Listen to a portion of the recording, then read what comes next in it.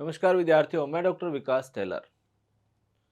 आज हम अध्ययन करेंगे अध्याय नंबर 26 प्राकृतिक संसाधनों का प्रयोग एवं संरक्षण। देखिए विद्यार्थियों, ये प्राकृतिक संसाधन है क्या वास्तव में?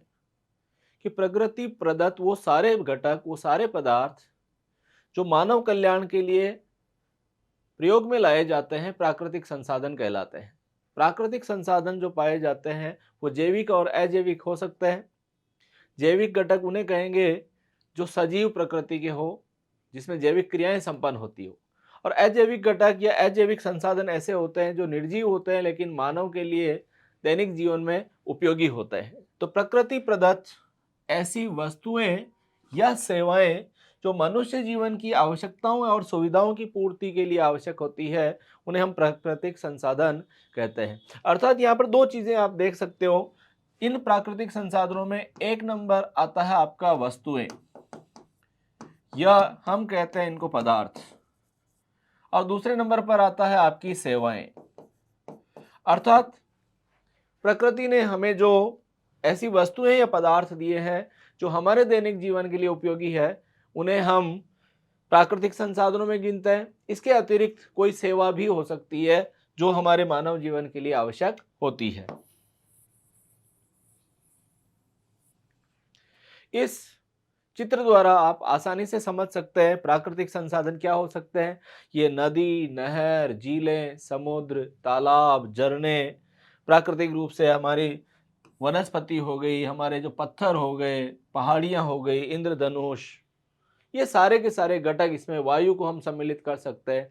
तो जैविक और अजैविक मिला करके ये सारे के सारे जो संसाधन है मानव जीवन के लिए उपयोगी होते हैं, इन्हें ही हम प्राकृतिक संसाधनों की श्रेणी में रखते हैं।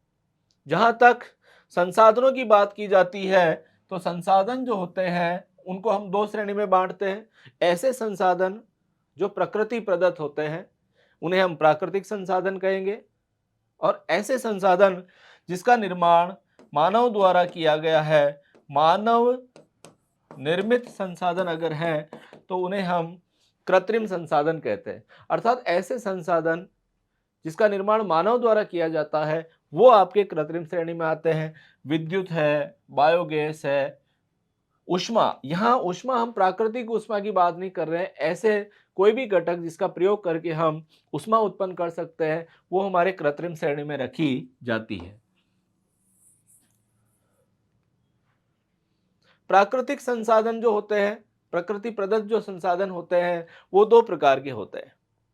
ऐसे संसाधन जो समापनशील होते हैं, अर्थात प्रकृति में ऐसे पदार्थ जिसकी मात्रा एक निश्चित पाई जाती है, वो पदार्थ अगर जरूरत से ज्यादा प्रयोग में लाए जाएं तो एक दिन वो समाप्त हो जाएंगे। इन्हें हम समापनशील पदार्थ कहते हैं।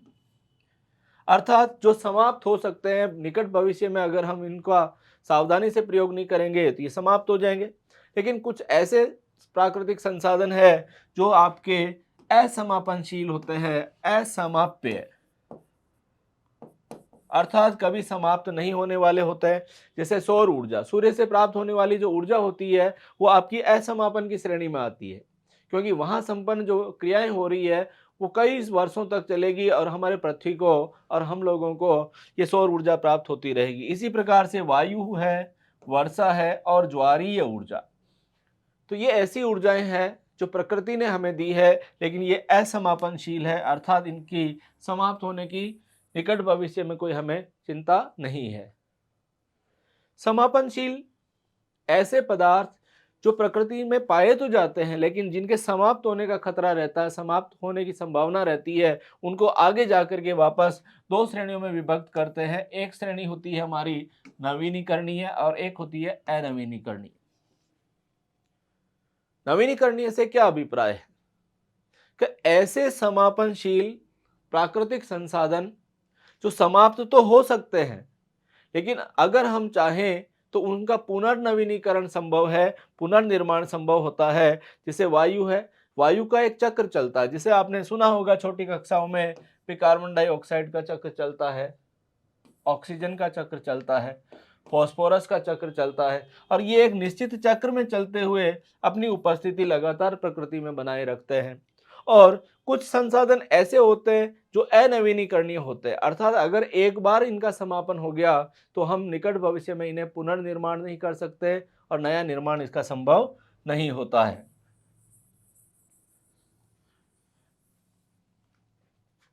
यहां संसाधनों की जो श्रेणी बताई गई है ये आपके नवीनीकरणीय संसाधन है जिसका पुनर्निर्माण संभव है। पेड़ पौधे हैं, सूर्य का प्रकाश है, पानी है, ये नवीनीकरणीय है। नॉन रिन्यूएबल अर्थात अनवीनीकरणीय पदार्थों में खनिज है। जिसे मान लीजिए जमीन के अंदर कोई खनिज पदार्थ पाया जाता है, हम खुदाई द्वारा उन खनिजों को बाहर निकाल रहे हैं। खुदाई द्वारा जब ये लगातार बाहर निकलते जाएंगे तो एक परिस्थिति ऐसी आएगी जब हम इन पदार्थों को समाप्त पाएंगे, अर्थात इनका एग्जॉस्ट हो चुका होगा, इनका प्रयोग कर लिया जाएगा। इसी प्रकार से जो कोयला पाया जाता है वो भी आपके अनवीनीकरणीय में है, अर्थात पेट्रोलियम पदार्थ है, कोयला है, पेट्रोल, डीजल, गैस एक दिन जो है ये समाप्त हो जाएंगे तो हमारे इन संसाधनों को प्राकृतिक रूप से पुनर्निर्माण करना संभव नहीं है। प्राकृतिक संसाधन प्रकृति द्वारा प्रदत्त सभी वस्तुएं यथा मृदा, वायु, जल, खनिज तत्व सारे के सारे घटक जो जैविक या अजैविक हो सकते हैं प्राकृतिक संसाधन कहलाते हैं। अर्थात प्राकृतिक संसाधन प्रकृति द्वारा प्रदत्त है, इसमें मानव का अपना कोई योगदान नहीं है कि उसने इसका निर्माण किया गया हो। ये हमारे प्राकृतिक संसाधन की श्रेणी में रखे जाते हैं। अब बात आती है प्राकृतिक संसाधनों के प्रकार। जैसा कि मैंने अभी एक ग्राफिक के द्वारा आपको बताया था, समापनशील जो निकट भविष्य में समाप्त हो जाएंगे, असमापनशील जो निकट भविष्य तक समाप्त नहीं होने वाले हैं, और आगे चल करके ये आपके समाप्त होने पर हमें इसका कमी का सामना करना पड़ेगा। जैसे आप देख सकते हो कोयला है, प्रकृति के द्वारा जो ये कोयले का निर्माण किया गया लाखों वर्ष पूर्व, ये धीरे धीरे समाप्त होता जा रहा, धीरे धीरे हम इसका प्रयोग करते जा रहे। एक दिन ऐसा आएगा जब हमारे पास इसकी कमी हो जाएगी। धातुएं जो है उसकी खुदाई से हम बाहर निकालते जा रहे हैं। आज लाखों टन लोहा हम जमीन में से निकाल चुके हैं और उसके जो अयस्क थे उससे हमने धातु के रूप में प्राप्त कर लिया है। तो एक दिन ऐसा समय आएगा जब हम इन धातुओं को प्राप्त नहीं कर पाएंगे, वो एक बड़ी खतरनाक स्थिति होगी। खनिज तेल में आप देख सकते हैं पेट्रोल और डीजल।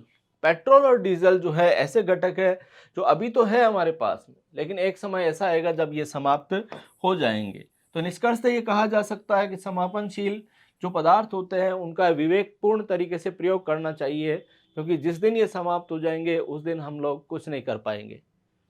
असमापनशील या प्राकृतिक संसाधन कौन से हैं कि ये प्रकृति में कभी समाप्त नहीं होते हैं। जैसा कि मैंने पहले ही आपको बताया था, इनको दो श्रेणी में बांटा गया है, नवीनीकरणीय और अनवीनीकरणीय। इसके बारे में ग्राफिक द्वारा प्रेजेंटेशन बहुत अच्छा था। नवीनीकरणीय जिसकी आपूर्ति जो रहती है पुनः संभव है। जैसे हम वर्षा की बात करते हैं, वर्षा द्वारा जल प्राप्त होता है और इसका एक निश्चित चक्र चलता है। तो हमारे इस पृथ्वी पर जो जल चक्र है वो हमें जल उपलब्ध करवाता रहेगा। अब वो अलग बात है कि पृथ्वी पर जनसंख्या बढ़ती जा रही है, तो उस जनसंख्या के अनुपात में जल की मात्रा बढ़ नहीं रही है, तो ये एक जरूर खतरा बना हुआ है। प्राकृतिक संसाधनों का संरक्षण। देखिए प्राकृतिक संसाधन मैंने क्या बताया कि ऐसे संसाधन जो प्रकृति से प्राप्त होते हैं प्राकृतिक संसाधन। प्राकृतिक संसाधनों की दो बड़ी श्रेणियां कौन सी है, जैविक और अजैविक। अजैविक पदार्थों की श्रेणियां कौन सी है, समापनशील, असमापनशील। और असमापनशील जो होती है और समापनशील होती है उसके अलग अलग प्रकार हम देख सकते हैं। प्राकृतिक संसाधनों का संरक्षण कैसे किया जाए। संरक्षण का मतलब होता है सुरक्षित रखना। हम किस प्रकार से इनको सुरक्षित रख सकते हैं कि प्राकृतिक संसाधनों का उपयोग इस प्रकार से किया जाना चाहिए कि ना तो ये परितंत्र में कोई दुष्प्रभाव पड़े इसका और न ये पूर्ण रूप से समाप्त हो। अर्थात यहाँ हम एक ही निष्कर्ष निकालते हैं, विवेकपूर्ण प्रयोग करना।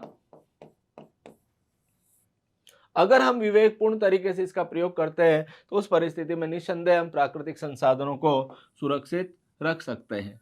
अगर प्रकृति में ये संसाधन सुरक्षित रहेंगे तो हमारे जो आने वाली भावी पीढ़ियां हैं उनको इन संसाधनों से कमी का सामना नहीं करना पड़ेगा। यहाँ आप समझ सकते हो, ये जो प्रकृति द्वारा हमें सहयोग दिया जा रहा है, जो संसाधन दिए जा रहे हैं, वो संसाधन को सुरक्षित रखना मानव की एक सामान्य जिम्मेदारी है।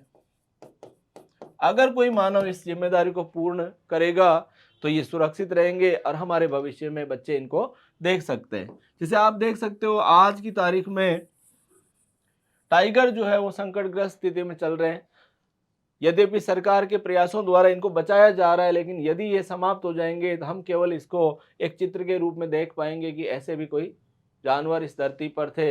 हमारी भावी पीढ़ियां इससे वंचित हो जाएगी।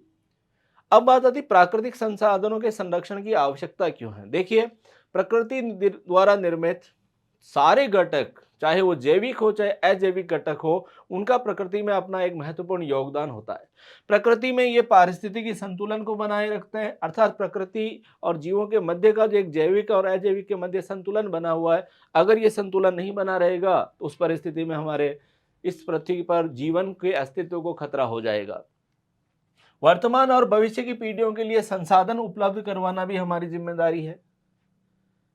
यदि संसाधन हमने समाप्त कर दिए तो आगामी पीढ़ियां जो है हमें भला बुरा कहेगी कि हमारे लिए कुछ छोड़ा नहीं है। आप ऐसे समझ सकते हैं, मान लीजिए आपके घर में 1 करोड़ रुपए है, वो इन 1 करोड़ रुपयों का अगर आपने सही सदुपयोग नहीं किया और उनको बढ़ाने का प्रयास नहीं किया, अगर हमने सारे उनको समाप्त कर दिए तो एक स्थिति ऐसी आएगी, समाप्त हो जाएंगे, पीछे के लिए हम लोग कुछ भी छोड़ नहीं पाएंगे। तो इनका संरक्षण प्राकृतिक घटकों का भी एक आवश्यक और अनिवार्य है। और मानव जाति का अस्तित्व तभी संभव रहेगा जब ये प्रकृति संतुलित रूप में चलेगी। वर्तमान में मानवीय क्रियाकलापों के कारण पृथ्वी पर कई प्रकार की समस्याएं उत्पन्न हो रही है। प्रकृति में प्रदूषण बढ़ता जा रहा है, प्रकृति में असंतुलन बढ़ता जा रहा है, लेकिन एक हद तक प्रकृति इसको सहन कर रही है। नहीं तो प्रकृति द्वारा ऐसी घटनाएं घटित की जाएगी जिससे हमारे जीवन के अस्तित्व को खतरा उत्पन्न हो सकता है। यहाँ पर आप समझ सकते हैं कि धीरे धीरे जो है आपके वर्षा का पैटर्न बदल रहा है। एक जमाना ऐसा था, पश्चिमी राजस्थान में बाड़मेर और जालोर साइड में बरसात नहीं होती थी, आज बाढ़ आती है। तो यहाँ पर वातावरण में और बरसात के पैटर्न में बदलाव आ रहा है।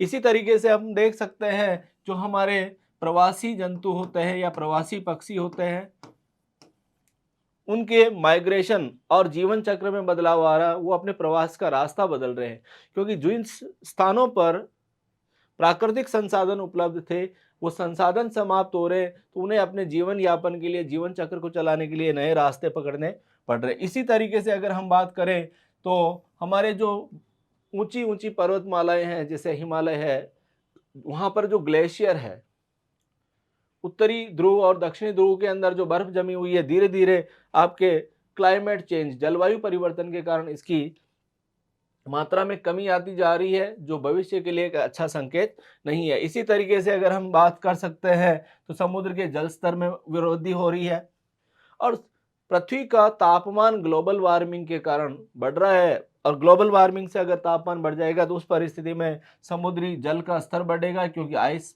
जो है कैप्स वो बिखरेंगे। इसी प्रकार से जो ठंडे स्थानों पर पाए जाने वाले जीव है वो उच्च तापमान को सहन नहीं कर पाएंगे। तो उस परिस्थिति में आप देख सकते हैं कि प्राकृतिक संसाधनों का संरक्षण आवश्यक है और उसमें महत्वपूर्ण भूमिका जो है मानव द्वारा निभाई जानी है। भारतीय परंपरा में वनों व जीव जंतुओं को संरक्षण के लिए महत्व दिया गया है। देखिए, हमारे सभी धर्मों में, हिंदू, मुस्लिम, सिख, ईसाई, सभी धर्मों में जीव जंतुओं को एक विशेष महत्व दिया गया है। ये महत्व इस आधार पर दिया गया है कि हमने विभिन्न प्रकार के वृक्षों एवं जंतुओं को धर्म से जोड़ दिया है। और धर्म से जोड़ देने का एक मुख्य मकसद ये था हमारे पूर्वजों का कि ये सुरक्षित और संरक्षित रखे जाए। जैसे उदाहरण के तौर पर आप देख सकते हो कि हर मंदिर में और हर घर में तुलसी का पौधा मिलता है। इसके पीछे ये एक तर्क दिया जा सकता है कि तुलसी एक औषधीय पौधा है। तुलसी के प्रयोग से हमारे कई प्रकार की बीमारियों का प्रभाव कम पड़ जाता है। तो हमारे पूर्वजों और ऋषि मुनियों ने यह निष्कर्ष निकाला कि क्यों न हम इसको धर्म से जोड़ दें, ताकि मानव इसको सुरक्षित रखेगा, संरक्षित रखेगा। ऐसे ही बरगद का पेड़ है, पीपल का पेड़ है, कई प्रकार के जंतु जो है उनको भी इस श्रेणी में रखा गया है। जैसे बिश्नोई संप्रदाय के जो लोग होते हैं वो चिंकारा को सुरक्षित रखते हैं, उनको धर्म से जोड़ा हुआ, तो उनको सुरक्षित रखना उन्होंने अपना एक कर्तव्य और शिष्टाचार बना रखा है, जो हमारे लिए बहुत अच्छी बात है। सिक्किम के लोगों में खेचे पालरी झील को पवित्र घोषित कर दिया। सिक्किम में एक झील है, उस झील को जब पवित्र घोषित कर दिया तो लोगों ने वहां गंदगी फैलाना कम कर दिया, लोगों ने उसको सुरक्षित रखने का प्रयास किया, और आज जो है ये झील इतनी अच्छी अवस्था में है कि यहाँ इसका संरक्षण रखने की वजह से ये एक प्राकृतिक संसाधन को हम मानवीय प्रयासों से बचा पाए हैं। चिपको आंदोलन क्या है? देखिए, पुराने टाइम पर हम बात करें तो पुराने टाइम पर राजस्थान के खेजड़ली ग्राम में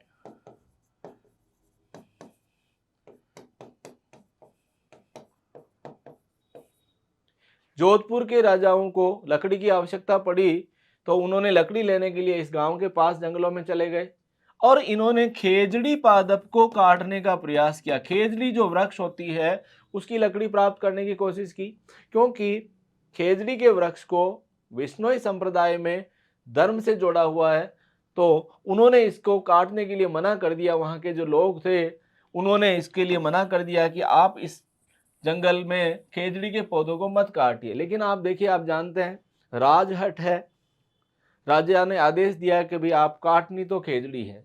तो वहां पर एक महिला थी जिसका नाम था अमृता देवी बिश्नोई। इसके नेतृत्व में वहां के लोगों ने इन पेड़ों से चिपक करके, ये लोग जो है ये इन पेड़ों से चिपक गए और चिपक करके इन्होंने इन पेड़ों को बचाने का प्रयास किया। प्रयास करने का उद्देश्य सामान्य सा ये था कि हम लोग इस पेड़ को काटने देंगे, क्योंकि पेड़ों को इन्होंने चिपक करके सुरक्षित रखा, इसलिए इसको चिपको आंदोलन के नाम से जानते हैं। यही चिपको आंदोलन आगे चल करके 1973 में उत्तर प्रदेश के चमोली जिले में प्रारंभ हुआ, और इसका नेतृत्व करने वाले जो सज्जन और महान पुरुष थे उनका नाम था सुंदरलाल बहुगुणा और चंडी प्रसाद भट्ट। इन दो व्यक्तियों ने मिलकर के वहां पर भी चिपको आंदोलन चलाया। साथ ही इन्होंने भागीरथी नदी पर एक बांध बनाया जा रहा था जिसका नाम टिहरी बांध है, उसका विरोध किया। यद्यपि आज की तारीख में टिहरी बांध का निर्माण किया जा चुका है, लेकिन इन्होंने ये तर्क दिया कि इसके निर्माण की वजह से प्राकृतिक संसाधन समाप्त हो जाएंगे। प्रकृति ने हमें जो ये सुविधाएं दी है वो हमें और अन्य जीव जंतुओं को प्राप्त नहीं हो पाएगी, तो क्यों न हम ऐसा प्रयास करें कि प्रकृति संतुलित रहे और हमारा जीवन यापन अच्छा चल सके। इसी को यहाँ पर आप देख सकते हैं, एक चित्र द्वारा बताने का प्रयास किया गया है। ये आपके चिपको आंदोलन है जिसमें ये अमृता देवी बिश्नोई है, और अमृता देवी बिश्नोई के साथ साथ इनकी पुत्रियां और अन्य कई महिलाओं ने इसमें भाग लिया था। लेकिन जोधपुर के जो राजा थे उन्होंने इस अपराध को होने से रोक नहीं पाए, और कई सारे लोगों को यहाँ पर अपनी मृत्यु का सामना करना पड़ा। इन सभी को मार दिया गया और राजहट की वजह से इन पेड़ों को काट दिया गया। लेकिन एक ऐसा श्रेष्ठ उदाहरण उन्होंने पेश किया कि मानव जो है उसका अगर प्रकृति पर एक कोई जिम्मेदारी है, नैतिकता है, तो चाहे अपनी जान चली जाए हमें इसको बचाना चाहिए। तो ये जो चिपको आंदोलन है ये राजस्थान के अंदर भी बड़ा फेमस हुआ है और इससे काफ़ी हमें सीख मिलती है। तो प्यारे विद्यार्थियों, इस तरीके से हमारे इस अध्याय प्राकृतिक संसाधन इसके प्रयोग एवं संरक्षण का भाग 1 समाप्त होता है। प्राकृतिक संसाधनों में आपको मैंने ये बताने का प्रयास किया कि किस प्रकार हम इस प्रकृति को सुरक्षित रख सकते हैं, और सुरक्षित रखना हमारा दायित्व है, क्योंकि मानव जो है सब सर्वश्रेष्ठ बुद्धिमत्ता वाला व्यक्ति है। अगर हम ही प्रकृति का ध्यान नहीं रखेंगे तो फिर कौन ध्यान रखेगा, और इस प्रकृति का विनाश हो जाएगा। बहुत बहुत धन्यवाद। नमस्कार।